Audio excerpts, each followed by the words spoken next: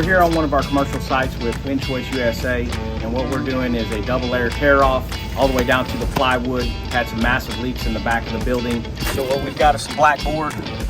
So inch of polyiso, so look at all the water that's coming in. And then hot tar and gravel, black board, and then we got plywood for decking under there. So we're stripping that down, re-securing any of the wood, replacing any rotten wood, and then we'll be going back with a 2-inch polyiso with a 60 mil TPO.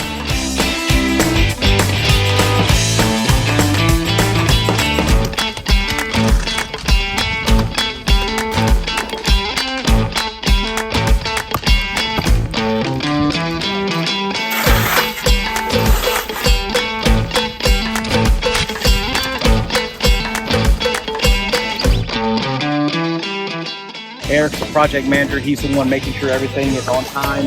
But we got all materials here to complete this project.